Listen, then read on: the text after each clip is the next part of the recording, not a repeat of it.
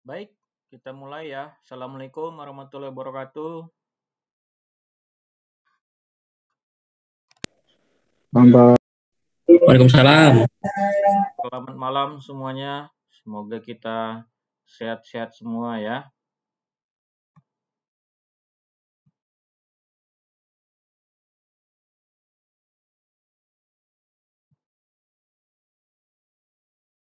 Baik, ini kita pertemuan ketiga untuk materi kuliah probabilitas dan statistik ya.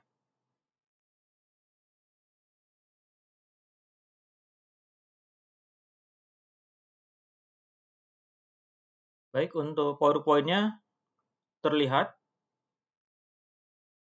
Terlihat, Pak. Oke, baik. Kita lanjut ya. Nah, kita pembahasannya yang awal ini tentang regresi linier sederhana ya. Nah, di mana linear itu artinya maksudnya dalam parameter ya. Nah, sederhana itu adalah simple ya, hanya menggunakan satu peubah penjelas. Sedangkan berganda itu lebih dari satu peubah penjelasnya ya. Nah, jadi dapat dikatakan analisis regresi merupakan analisis yang membahas hubungan fungsional dua variabel atau lebih. Jadi ini digunakan apabila kita mau melakukan suatu statistik, melakukan suatu kasus penyelesaian masalah melalui metode statistik ya. Nah, kemudian ada hubungan antar peubah di mana itu sifatnya fungsional. Fungsional di mana persamaannya Y sama dengan Fx. Misalnya Y itu sama dengan 10X. Nah, statistik merupakan amatan tidak jatuh pas pada kurvanya. Ini misalnya contoh kita mau membuat suatu regresi linier yang sederhana antara topik pembahasannya, misalnya kebutuhan dosis pupuk dengan produksi. Jadi misalnya dosis pupuk berapa, kemudian produksi yang dihasilkan berapa jika pupuknya sekian, produksinya sekian.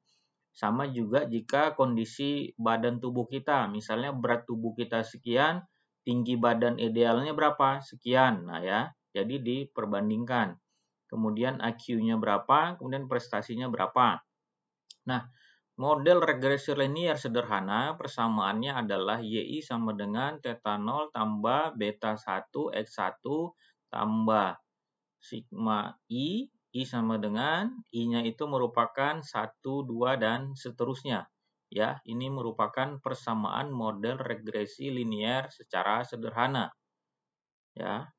Nah, kemudian ini merupakan gambarnya ya, secara ini di mana ini theta 0 ini merupakan nilai Y ketika X-nya sama dengan 0. Nah, sedangkan beta 1 units ini merupakan ya, maksud dari sini merupakan perubahan nilai Y ya untuk setiap perubahan satu satuan X-nya.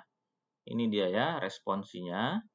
Nah, kemudian bagaimana cara kita untuk menentukan regresi linier sederhana dengan menggunakan metode kuadrat terkecil ya. Jadi persamaan yang kita gunakan ini dia persamaannya. Kemudian koefisien regresi A dan B untuk regresi linier dapat dihitung dengan ini persamaannya ya. Ini untuk persamaan mencari beta nolnya, kemudian ini untuk beta satunya.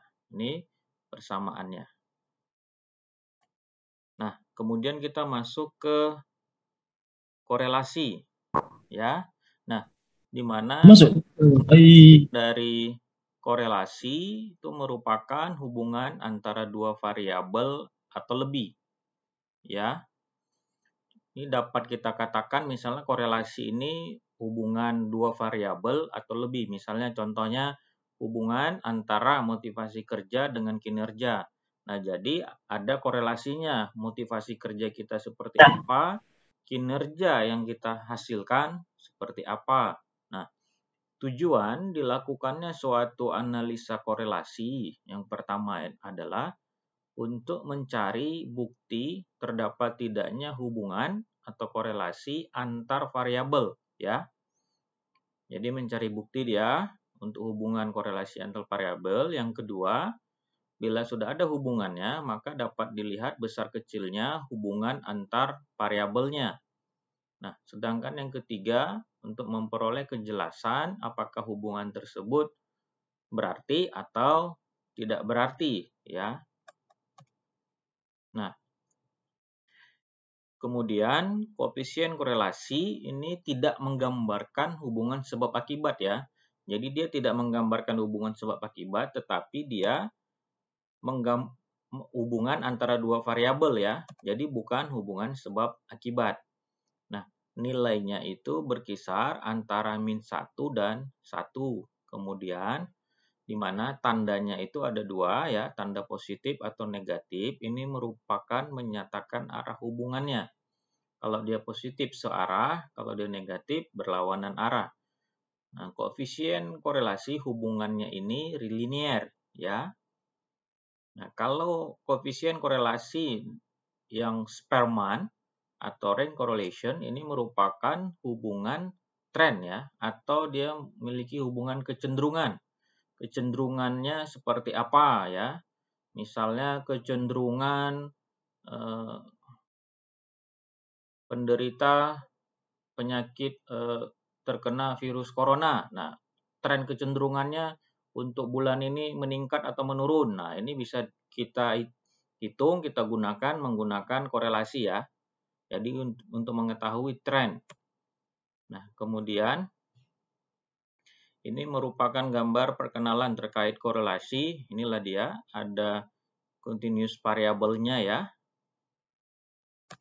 Nah, ini kemudian ada hubungan antar variabel, ya. Hubungan antar variabel, ini gambarnya. Ada gambar 1, 2, 3, dan 4. Ini merupakan hubungan antar variabelnya. Baik, nah kemudian jenis dari korelasi itu ada yang negatif, ada yang positif, dan ada zero. Nah, gambar yang negatif seperti ini, kemudian yang positif, dan yang zero, ya. Nah, untuk perhitungan koefisien korelasi Pearson, ini dia persamaannya RXY. Kemudian untuk mencari nilai X, XY-nya, ini dia persamaannya. Kemudian untuk mencari nilai SX, ini. Kemudian SY ini dia persamaannya, turunannya ini SXY, SX, kemudian SY. Ya.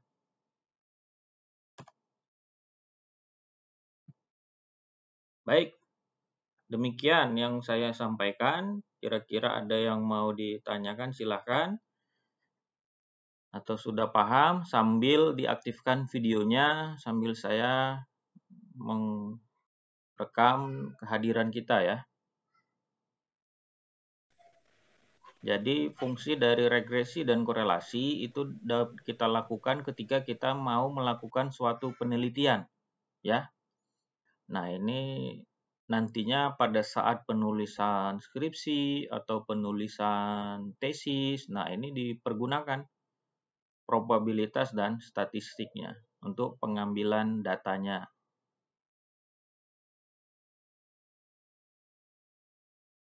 Silahkan, ada yang mau ditanyakan, silahkan.